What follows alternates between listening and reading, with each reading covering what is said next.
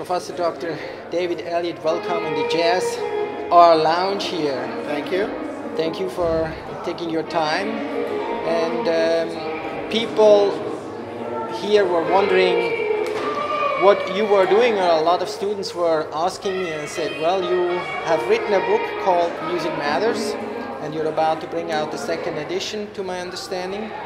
Now, you have been here before. Can you reflect on things that you experienced the first time versus Jazzaar 2012? What have you seen this week? Right. Well, I would start by saying that this is a unique instance of what I see around the world as community music or informal music education. And when I was first here, the evolution towards a more open, democratic give and take between the teachers and the students has really evolved dramatically.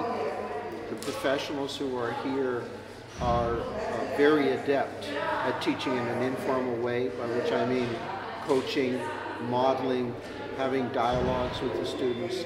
So it's not a top-down kind of instruction. It's a very equal, mutual kind of education, which the rest of the world is striving to achieve, but is largely failing to do because of the strictures, or the constraints put on them by formal schooling, or even by community music schools that are very conservatoire based. And this is nothing like that. I mean, the aims, the goals of producing professionals for the future, and indeed amateur jazz and rock musicians who will go on and make music a lifelong pursuit are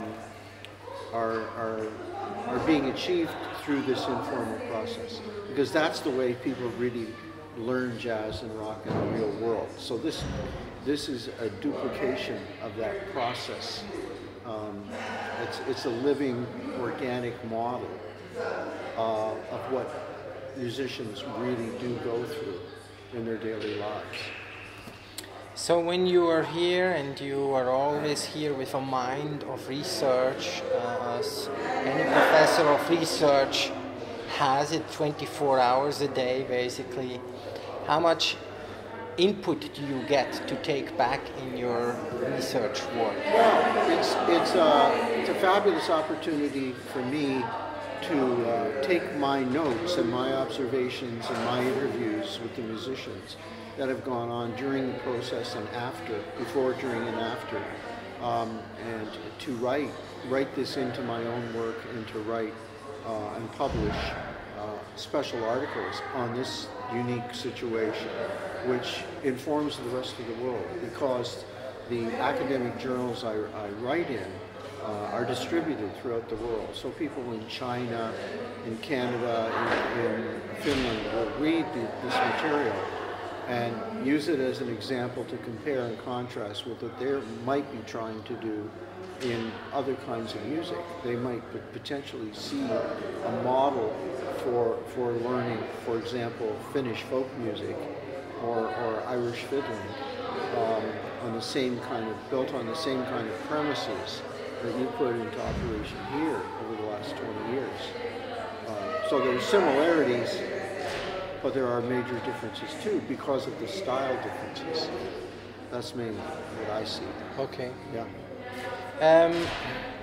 If research is to be conducted on this project, what would be the first steps for you to take?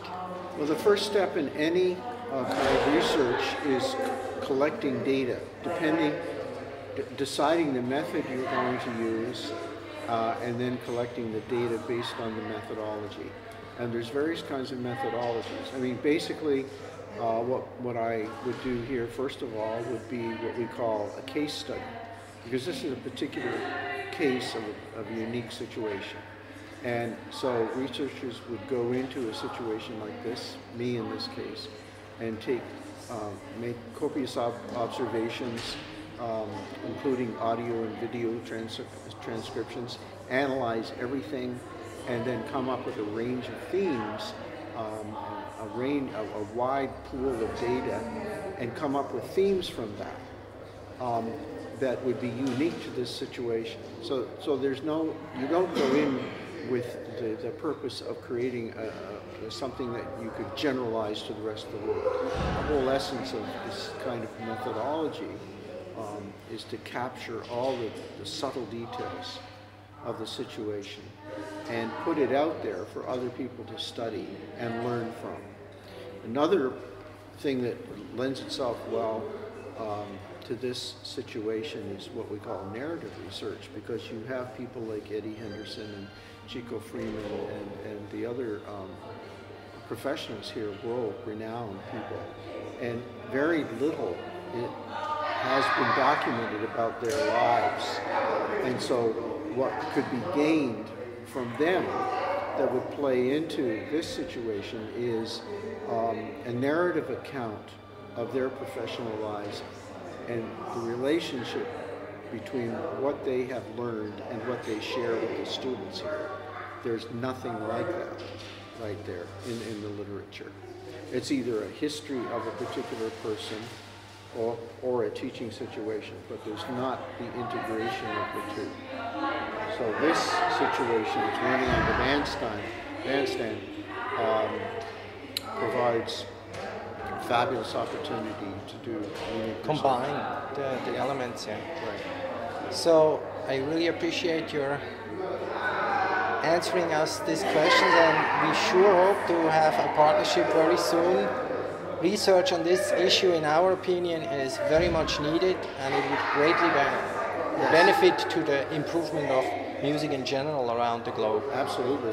Well, thank you. It's been my great honor and pleasure to be here. It's a thrill. All right.